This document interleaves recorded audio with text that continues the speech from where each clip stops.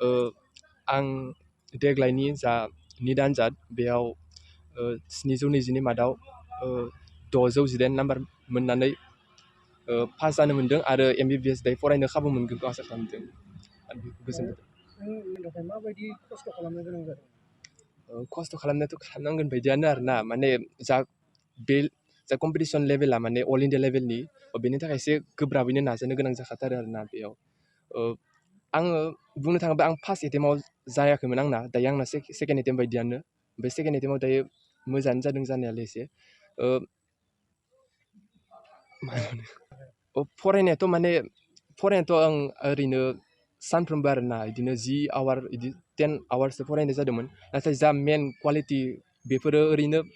सानफ्रोमबो 5 आवार्ससो बिदि बेफोरबायदि जालाङो माने फरायनायाव क्वालिटिया बांसिन इम्परटेन्ससिन बायदि आरोना क्वान्टिटिनिसाय बेनिखायनो माने सानफ्रोमबो ओरैनो एभारेजै 5 आवार्ससो फरायनाय जादोंमोन आं ओरैनो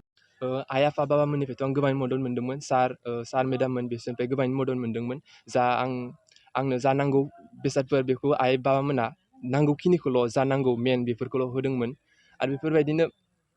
सारमोनाबो आंखौ जा कुइसन सल्भ खालामनायफोर बेफोराव माने जेराव नांथाथ'आ मानो बेफोरखौ माने बेफोरो सारमोना गिबियावनो आरोना गासैबो जा होनो गोनां इयुनाव होनो गोनां बिसोरो मोनसे थि थांखि ला जा गावनि सिमां गोदोनिफ्रायनो जा नुबोनाय बेफोरखौ मोनसे थि थांखि ला आरो बेखौ मोननो थाखाय नों सानफ्रोमबो माने नों गोसोआव लाबोबाय थानांगोन आरोना जों नोंनि फरायनाय टाइमफोर बेफोराव अब्ला माने नोङो जा फरायनो गोनां बेफोराव माने बांसिन गोसो होनो हायो बेफोरबायदि आरोना होमबाना क्वालिटि नों जा फरायनाय बे माने बांसिन इमप्रुभ जानाय बायदि जायो